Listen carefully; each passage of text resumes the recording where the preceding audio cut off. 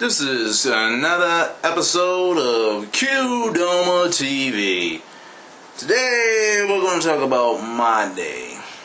Let's see. Coming on vacation. I must say, definitely my vacation was most wonderful. I enjoyed it with friends and everything. No complaints. Didn't want to come back to work, but you know how that is. You got to go back to the old grind as usual. You know, reality is most people don't like their jobs. But you know, unfortunately we have to work and we need money in order to get things. That's just how the world works. No getting around it, right? Okay. Let's see, what can I tell you? Funny thing. On my job, I found out, and you probably already know, I work at Walmart. Okay, no new information there. Well, you know, I work at the 24-hour one, and it's the one here in Cockeysville. I found out that the intercom was broken, and you know, I didn't find this out until like way later, because literally I said, dang, I said they've gotten so lazy, they don't even call break no more. And then also something else occurred to me. I said, you know, usually when cleanup time comes, they spin that little spiel, you know, rabbit stack it, you know, bring it to the back, all that good stuff. We want all the pallets off the floor by 5 o'clock. You know, I still see trash and pallets and carts on the floor. We need to get that up now. You know, we gotta love all that, for real. You know, and you know, when I found this out, I was like, oh, okay, you know, because they had to come to us, you know, to figure out what's well, who's cleaning up and what, you know. Of course, as usual, yours truly clean it up as always. I was talking to somebody about that, and I said, well, what do you think about this? You know, this intercom thing has been broke for how long? I don't know. It's been like since last year, I think. And you know, they've just been like totally, like, you know, too cheap to like get it fixed. This is what they said. They told me, they said like, hey, you know, they have a fire or something there. You know, I mean, literally, they could get their pants sued for not having a working intercom, because basically it's how people gonna get out?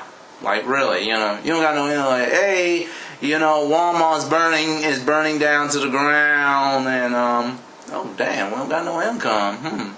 How we gonna evacuate everybody? I guess we're just gonna run out the offices and tell everybody we're having a fire, you know, literally, you know. You might have people in the bathroom, you know, and people unaccounted for. Like, how in the world are you going to be able to tell everybody about that, you know? You know, I could imagine it right now. I'm in the bathroom. I'm the last person to know. Walmart burning down, not knowing a thing what's going on. And then before you know it, I was like, wait a minute, you know, I smell something. Why is the whole store empty? Damn, you know what? Something's up. Wait a minute, it's a fire. Duh, you know. I could just imagine it, you know.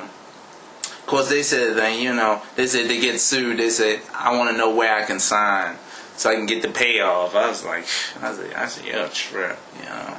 But hey, I look at it like this, you know. Hey, if they get sued, there's no skin off my nose. Hey, I want in. I want some of the money. But on another note, I want to get into another little subject. That was just my little tidbit of stuff. In other news, I was looking at the nice little article, you know, talking about, are we tipping correctly according to the experts? You know, this is what I got to, you know, say about this subject. Personally, who gives a rat's ass? Really? Of all the things that we should really be concerned about, why should I be concerned about if I'm tipping correctly? I'm a grown individual. You know, I go and come look. This is my thing. If you live here in the United States, you have to pay taxes. I mean, mind you, I mean, it's enough you had to pay taxes on stuff that's already made and items and all that. You got to pay bills, you know, and if you know, and cell phones, and if you got kids, you got to deal with that. All right. And if you got a car, I don't even want to go into people that got cars. I don't even own a daggone car. But I'm not even gonna go into my reasons for that.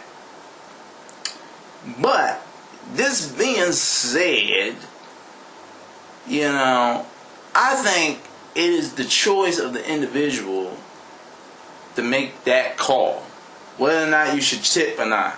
Now, some people, they do it, they just do it because they want to, I don't know, out of the goodness of their heart, whatever you want to call that. I'm sorry, but personally, I'm one of the many people. I'm not going to sit up there and play this good guy badge all day long. Look, I'm not going to front about it. Look, I tip when I feel like it. Like if I feel, it's nothing personal. It's nothing personal. And mind you, there's nothing like behind it. In general, this is there's no moral attribute. There's no well, if I don't tip, I might go to hell.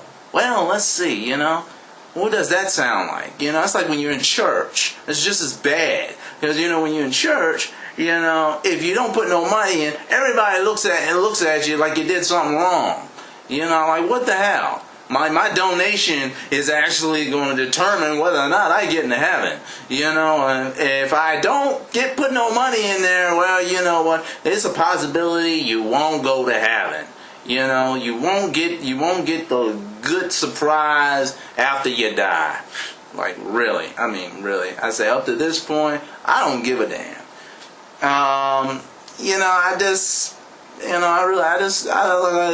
do it when I feel it works, And what I really hate when you got them type of people, well, I don't want to say them type of people, but when you have somebody badgering you about it, you should leave a tip, because if you don't, people might think you don't like the service. No, look. If I didn't like the service, look, I'm just going to sit up there and tell your manager. Hell with the not leaving a tip, and this other thing about, with the, I guess people that wait on you and stuff, they do multiple things, and that's the, I'm sorry, look, that is you're not going to lay that guilt trip on me to make me feel bad. I'm sorry, no, you're not going to do it. Look, I understand everybody has to make a wage. And I understand, the logistics behind this. This is not something that I am oblivious to. And, those of y'all that think I'm this, like, mean and horrible person, and, whatever the case may be, too bad, because I don't care, once again. This is what it comes down to. One way or another, they're going to get tipped, whether it's by me or somebody else. I don't think... it has to be me to have to do it all the time. Don't get me wrong. I do it, but I don't do it all the time. It's a judgment call on the individual. That's the way I look at it. Okay, and I just had to get that out for everybody. Questions or comments are welcome. Another little subject we're gonna touch base on. This one right here took the ultimate cake. Papa John's. Well, I don't eat at Papa John's. Mind you, I don't eat. I'm a bit of a health nut myself. That pizza makes me sick. And I'm sorry, but you're no Bertucci's. Sorry, that's just I think personally y'all don't put much effort into your food. The people that make, I know around certain areas, I'm sorry, they just put too much negativity into the pizza, and when I eat the pizza, it just makes me physically sick. That's just me, What was I gonna say? Oh yeah, the article about an employee who wrote Ching and Chong on a receipt. Lovely, lovely. All the things that you could do, what in the world were you thinking? Literally. I mean, don't get me wrong. I mean, there's certain comments I've used. I mean, you know, I make fun of every nationality. You know, Asian people, Chicky Chung Chung, Chong, you know, Lady Chinky Eyes. Oh boy, that's a funny one. It's like black people. Oh boy, you know. Oh, let me see. Funny little things to call, you know, black people. I don't know. Blackie. Oh, that's a good one. I made up this one. I was thinking about video game. I was thinking about fucking goddamn. Not Nobunaga, but Noba nigga. Yeah, I was like, yeah, buddy, Noba nigga. I said, there's one for it. There's one for the books. Could you imagine that? That would be real difficult. Or Negroid, you know, like, yeah, buddy. I said, that would be a lovely. And for white people, let's see. What would be a lovely comment for white people? Oh, I don't know. Hunky man, I don't know. Hey, hunky man, you know, there you go. Oh, whitey guy. I like, yeah, you know, you actually got some people that had a last name White. You know, that's really funny. You know, you don't come across too many black people with the last name Black. I don't know what the deal is with that. You know. And, of course, you know, with Native Americans, it's just too easy. You know, they always get the bottom on, you know, like, you know, you know, whatever, you know, I don't know. Native man running foot or whatever, you know, it's just too easy. And, you know, Mexican people, you just set up there, you know, they call them wetbacks or whatever. You know, I don't know. It's just it's too much fun to set up there and make fun of freaking daggone, you know, I guess. It's just too easy when it comes to black people and Asian people, you know. It's just too easy. I don't know. It's just too easy. You know, you think of all the groups and nationalities, you know, that have to make the comments. I mean, look, Asian people, black people. I mean, people make fun of white people, but it seems this I noticed, you know, the people, the certain people, you know, black people, Asian people, and if you're Indian, oh my God, thank you, Hulligan, you know, it's just like, oh my Lord. You know, it's never ending. Never ending. Literally. You know, I don't know. I think, I think that's pretty much it. But, that right there, that took the cake. And this has definitely been a Qdoma moment. Praise Satan. Praise Jesus. And Buddha and everybody else, and I don't know. Sheesh.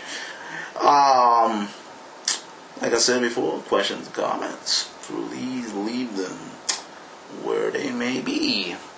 And I'll get back to y'all. And this has been a Qdoma moment. Thank you.